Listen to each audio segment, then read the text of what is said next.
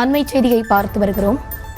செல்வ பெருந்தகை மீது குண்டாஸ் பாய்ந்திருப்பதாக தமிழக பாஜக தலைவர் அண்ணாமலை தற்போது தெரிவித்திருக்கிறார். அண்மை செய்தியாக பார்த்து வருகிறோம்.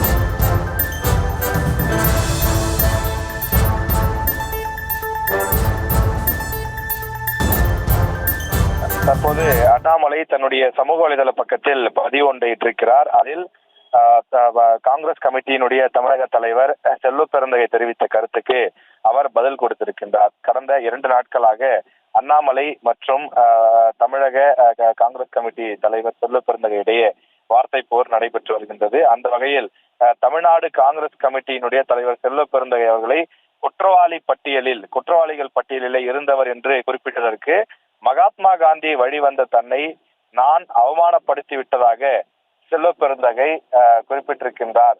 மிகவும் வருத்தப்பட்டிருக்கிறார் என அண்ணாமலை பதிவிட்டிருக்கின்றார். மகாத்மா காந்தி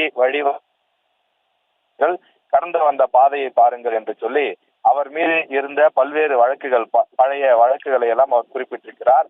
குறிப்பாக ஆடிட்டர் பாண்டியன் கொலை வழக்கு, அதிலே செல்வ பெருந்தகை முக்கிய குற்றவாளியாக இருந்திருக்கிறார் என அண்ணாமலை குறிப்பிட்டிருக்கிறார். மேலும் 2001 அந்த வழக்கு சிபிஐ வழக்கு, ஊழல் தடுப்பு சட்டம் 1988 பிரிவு 13 உட்பிரிவு 2 என அந்த வழக்கினுடைய பிரிவை குறிப்பிட்டிருக்கிறார். பதிவு செய்யப்பட்ட வழக்கு கொலை முயற்சி வழக்கு. அதே ஆண்டில் மற்றொரு தாக்குதல் வழக்கு ஒன்று இருப்பதாகவும் குறிப்பிட்டிருக்கிறார். அதே போல அதே 2003ஆம் ஆண்டு கொலை மிரட்டல் வழக்கு இருப்பதாகவும் அந்த வழக்கினுடைய விவரங்களை எல்லாம் அண்ணாமலை தன்னுடைய எக்ஸ் வலைதளத்தில் பதிவிட்டிருக்கின்றார். இந்த வழக்கில் குண்டர் சட்டத்தில் சிறையில் அடைக்கப்பட்டார் செல்வ பெருந்தகை என்பது குறிப்பிடத்தக்கது எனவும் அண்ணாமலை குறிப்பிட்டிருக்கிறார். 2008 வழக்கு எண் என்று அது ஒரு வழக்கு எண் குறிப்பிடப்பட்டு பயங்கர ஆயுதங்களால் கலவரம் செய்தல், கொலை மிரட்டல் விடுத்தல் என்ற பிரிவுகளின் கீழ் அவர் மீது வழக்கு பதிவு செய்யப்பட்டதாகவும் அண்ணாமலை குற்றச்சாட்டை முன்வைத்திருக்கின்றார். இது தவிர தமிழக காங்கிரஸ் கமிட்டியின் தலைவர் செல்வ பெருந்தகை மீது கொலை முயற்சி வழக்கு, கொலை மிரட்டல் வழக்கு, பயங்கர ஆயுதங்கள் தாக்கிய வழக்கு, பயங்கர ஆயுதங்களை பயன்படுத்தி கலவரம் செய்த வழக்கு, வெடிபொருள் வழக்கு உள்ளிட்ட பல்வேறு வழக்குகள் இருப்பதாகவும் தொடர்ந்து 3 வழக்குகள் அவர் மீது தொடரப்பட்டுள்ளன என்றும், இது தவிர ஆடிட்டர் பாண்டியன் கொலை வழக்கு இருந்தது எனவும் அவர் குறிப்பிட்டிருக்கிறார்.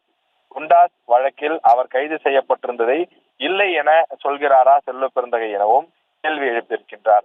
இவரை நான் வேறு எப்படி குறிப்பிட முடியும் என்று எதிர்பார்க்கிறார் என கேள்வி எழுப்பியிருக்கக்கூடிய அண்ணாமலை, வாழும் மகாத்மா என்றா நான் குறிப்பிட முடியும் எனவும் அண்ணாமலை கேள்வி எழுப்பியிருக்கிறார்.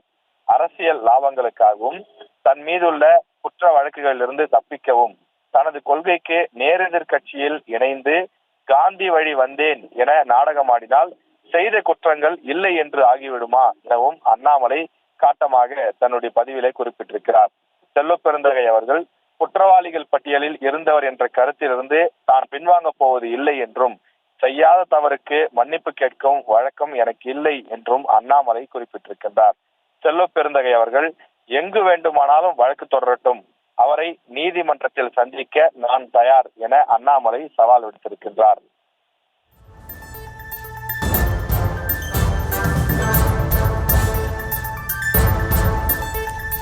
விவரங்களை வழங்கியமைக்கு நன்றி ராஜேஷ். செய்திகளை உடனுக்குடனும் துல்லியமாகவும் தெரிந்து கொள்ள சப்ஸ்கிரைப் பண்ணுங்க.